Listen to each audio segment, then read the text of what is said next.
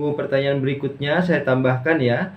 Bagaimana keadilan sosial diperjuangkan di era kapitalisme liberalisme sekarang, gitu ya.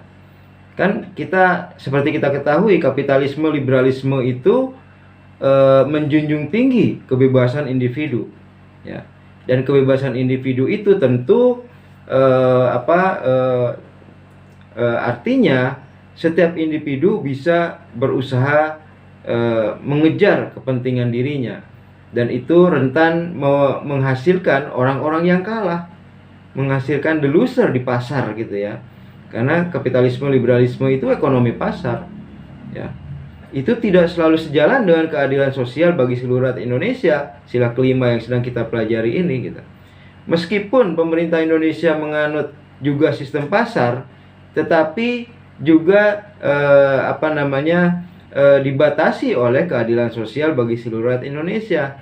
Artinya pasar yang terwujud hendaklah bukan pasar yang menghasilkan orang-orang yang kalah, gitu ya.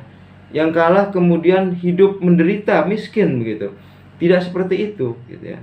Kalau kapitalisme liberalisme itu memperlebar kesenjangan sosial antara kaya dan miskin, maka keadilan sosial bagi seluruh rakyat Indonesia itu sebaliknya, berjuang mewujudkan keadilan sosial bagi seluruh rakyat Indonesia.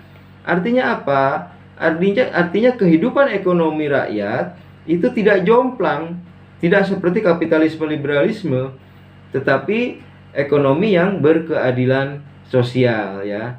Itu di satu sisi kita menganut sistem pasar, tapi di sisi lain kita dibatasi atau ruang gerak kita itu harus selalu dalam keadilan sosial bagi seluruh rakyat Indonesia. Itulah peran pemerintah, gitu ya.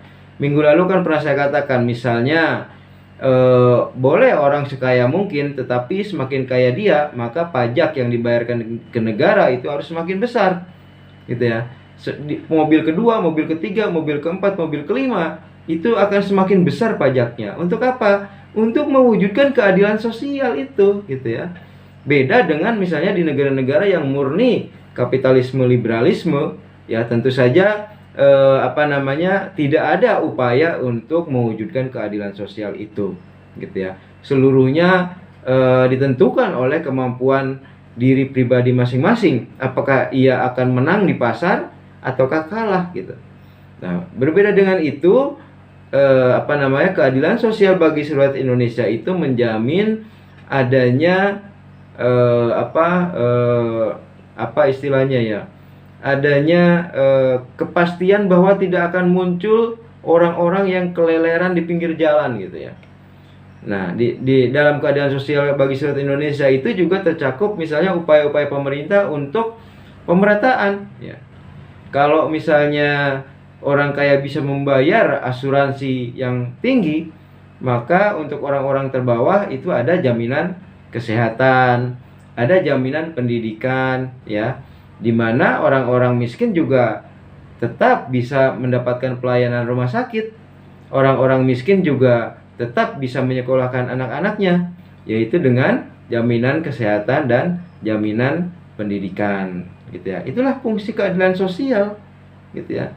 Di tengah-tengah dilaksanakan sistem pasar, yang tentu saja sistem pasar itu akan menghasilkan pemenang dan menghasilkan orang-orang yang kalah, dan orang-orang yang kalah itu jauh lebih banyak dari pemenang, gitu ya.